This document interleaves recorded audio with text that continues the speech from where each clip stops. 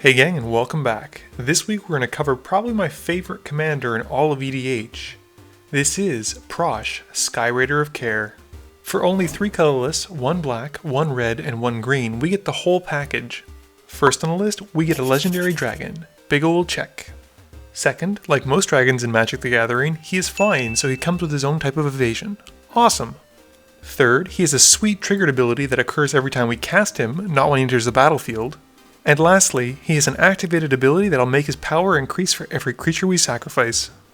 Now at this point I'm sure you're salivating and wondering where can I sign up to get on this Prossh train, but just wait, just calm down. I've only alluded to his powerful triggered ability, let's go over it.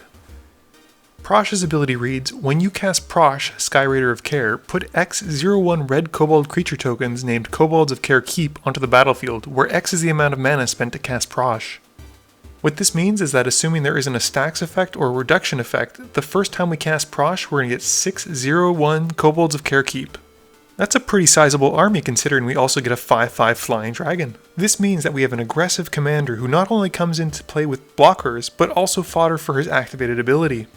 And this is without even adding any other cards beyond lands to our deck. Since his printing in Commander 2013, Prossh has been a staple in almost any competitive circle thanks to Food Chain and his ability to just go infinite with that one card. He is a powerful, aggressive, and quite frankly inevitable Jund commander when you're playing against him. He was also my first EDH deck to ever get an original dual land, and he holds a special place in my heart, so I'm sure you can see why I'm so pumped to cover him. Having said all that, let's look at some cards to help win Prossh games. We'll start by taking a look at creatures. When I think about Prossh, 3 creature cards come to mind that are indisputably powerful in this deck. The first being Purphoros, God of the Forge, the second being Zulaport Cutthroat, and finally, Blood Artist. I'm sure some people are going to roll their eyes and say how original, but these cards have put in some serious results and I would strongly recommend considering running at least one of them in your EDH deck. You might also want to strongly consider running a lot of Mana Dorks, as unlike traditional sorcery spells like Cultivate or Kadama's Reach, Mana Dorks have a useful later purpose, being able to be sacrificed to Prosh's ability to swing in for lethal. They'll also help you get Prossh out earlier, which frankly is going to be an issue since people will gun for you as soon as they know you're playing Prossh. Smothering Abomination is a fantastic card draw outlet recently printed in Battle for Zendikar. It synergizes incredibly well with Prosh's activated ability, allowing us to not only pump our commander but draw cards at the same time. Another new addition is Mazarek, Crawl Death Priest, who has found his way into a lot of Prossh decks. Although his inclusion often forces you not to sacrifice your entire board to Prossh, he can act like an indiscriminate pseudo coat of arms by pumping up our entire field of kobolds if we need. Sadistic Hypnotist is a fantastic sacrifice outlet, although limited to sorcery speed only. I can understand the imposed limitations, as with Prossh and Sadistic Hypnotist we would be able to strip someone of their hand at the end of their draw step. Although he comes with a steep cost of 5 mana, he's often able to strip powerful control players' hands with relative ease.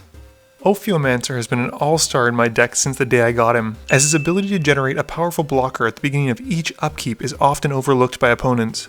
And lastly, I'm pretty sure you can't build a green deck without at least considering Craterhoof Behemoth. I won't go too much detail into this card, as they say the proof is in the pudding, and he pretty much has established himself as an EDH all-star. Moving to sorceries, I know I came across a little bit hard on sorcery-based ramp spells, but you still want to include some even if you include Mana Dorks. If you have any kind of shocks or original dual lands, Nature's Lore and Skyshroud Claim will do a great job of finding Overgrown Tomb, Stomping Ground, Taiga, Bayou, or Cinder Glade for an affordable cost and have them come into play untapped. Tempt with Vengeance has also made its way into my deck recently and I've been a huge fan of it. For only 1 red and X, we're able to get that many elemental tokens provided that our opponents don't take the tempting offer, in which case we can double, triple, or quadruple the amount that we were originally going to get. This spell only gains additional value should you have Prossh or Purphoros out on the field.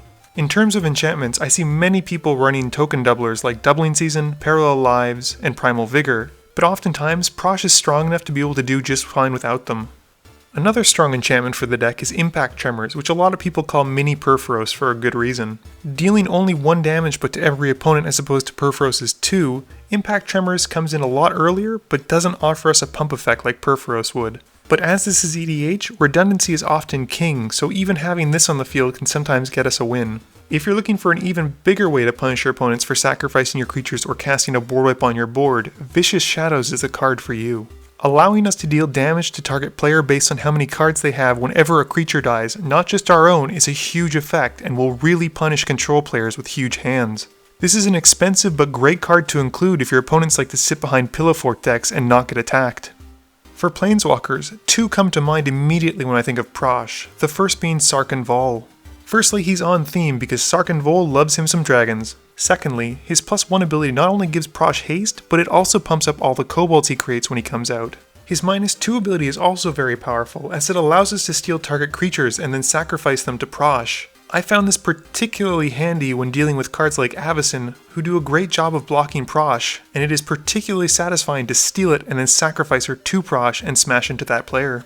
His ultimate is pretty sweet as well, and it's on theme, giving us 5 4/4 red dragon tokens, but chances are you'll never use them for that. The second Planeswalker that I think of also happens to be in the Gruul color pairings, and it's Xenagos the Reveler. 90% of the time you're going to be running Xenagos to act as a second or budget copy of Gaia's Cradle. And the fact that you get to make red mana in addition to green mana is just the icing on the cake. Xenagos is also able to generate a hasty 2/2 Satyr, but chances are you'll never use this ability as long as you have creatures on the board. His ultimate is unfortunately nothing to write home about.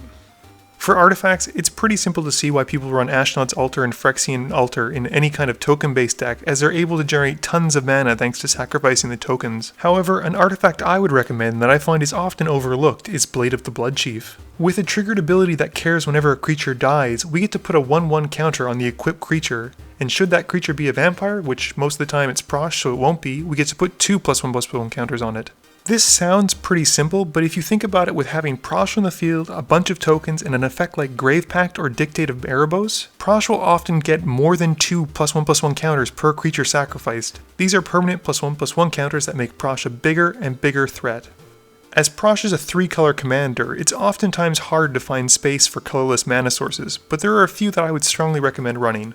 The first is Kessig Wolfrun. There will be times where unfortunately we will get chump blocked with Prossh and be unable to connect to other people, dealing commander damage. So Kessig Wolfrun does a great job of giving our commander trample for only 1 green and 1 red, with the addition of being able to pump him for any extra mana we have. I would also recommend running Hall of the Bandit Lord, because sometimes a hasty Prossh coming out of nowhere is just enough to win a game for you. Yes, paying 3 life can often add up and is quite painful if you have to do it multiple times, but the ability to steal a win from out of nowhere is worth almost any cost. So the last thing we're going to talk about is a card I mentioned at the very beginning of this video, which is Food Chain. Food Chain, much like how it's powerful in Titania, is also incredibly strong in Prossh and can generate us infinite mana to be spent on creatures. The way the combo works is that you have Food Chain on the field, Prossh on the field, and his 6 tokens on the field. First, you sacrifice Prossh to Food Chain, naming green, gaining 7 green mana that can only be used to cast creatures. You then sacrifice 1 kobold naming black to generate 1 black mana, and a second kobold generating red mana to be able to recast him and have 4 tokens still in the field. This time around, Prossh comes back with 8 tokens and you've already gained 4 from his previous cast. If this isn't enough, you're able to generate infinite colored mana for creature spells by repeating this process over and over by either sacrificing more tokens or by changing the color that you choose with Prossh. If you throw Blood Artist, Zulaport Cutthroats, Impact Tremors, or Purphoros into the mix, you've pretty much won the game. I would caution against the Food Chain combo unless you play an incredibly competitive meta, as it will lead to some very linear deck building and as a result cause your friends not to want to play against you.